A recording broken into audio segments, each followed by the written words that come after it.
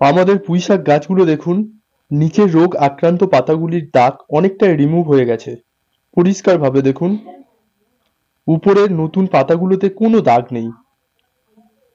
আমরা fungicide use করেছিলাম।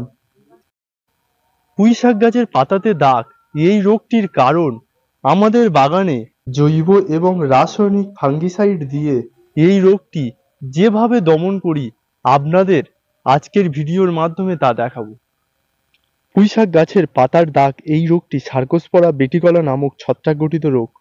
বেশিরভাগ ক্ষেত্রে এই রোগটি বীজবাহিত হয়ে থাকে। এছাড়াও এই রোগটি বাতাস, বৃষ্টি ও সেচের জল দ্বারা এই ছত্রাক ছড়িয়ে পড়ে। এই রোগ হলে প্রথমে পাতায় ছোট ছোট স্পট বা দাগ দেখা যায়। দাগগুলি বড় হতে থাকে এবং সম্পূর্ণ গাছে ছড়িয়ে পড়ে। এই রোগ প্রতিরোধের জন্য বীজ কিংবা পুঁইশাক গাছ বসানোর আগে বীজ ও পুঁইশাক গাছ ছত্রাকনাশক দিয়ে শোধন করে নেবেন। এতে এই রোগটি দেখা যায় না। যদি দেখা যায় তবে পুঁইশাক চারা দুটো পাতা বেরোনোর পর ছত্রাকনাশক স্প্রে করতে হবে। গাছ বড় অবস্থাতে এই রোগটি দেখা দিলে যদি পাতার পরিমাণ কম হয়, আক্রান্ত পাতা তুলে নেবেন। এই রোগ আক্রান্ত পুঁইশাক খাওয়াতে কোনো ক্ষতি হয় না, তাই আপনারা এই পাতা ও পুঁইশাক খেতে পারেন কিংবা আপনার বাগান থেকে দূরে কোথাও ফেলে দিতে পারেন।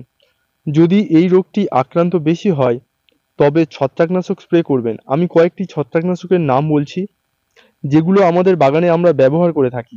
কার্বনডাজিম গ্রুপের ব্যাবিস্টিন পাউডার 1 গ্রাম প্রতি লিটার জলের সঙ্গে মিশিয়ে স্প্রে করবেন।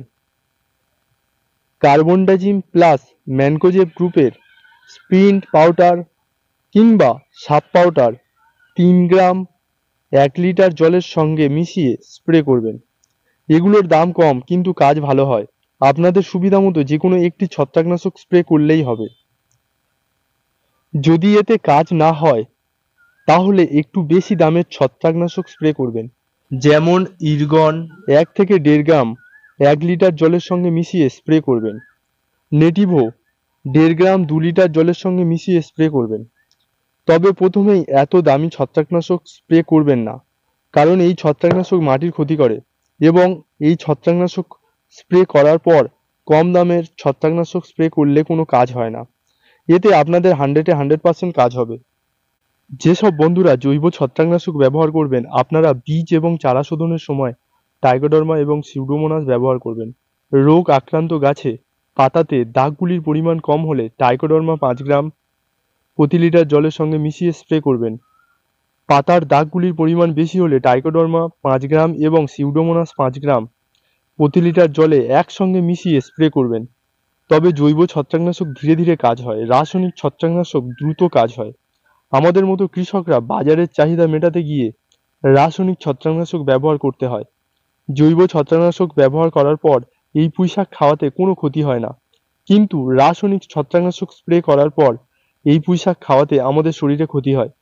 তাই রাসায়নিক ছত্রাকনাশক স্প্রে করার 1 সপ্তাহ পরে এই পুঁইশাক খেতে পারবেন।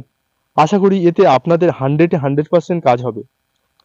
আজকের ভিডিওটা এই পর্যন্ত। ভিডিওটা ভালো লাগলে আপনারা একটা লাইক করবেন এবং সাবস্ক্রাইব করে এই কৃষক ভাইয়ের পাশে থাকবেন।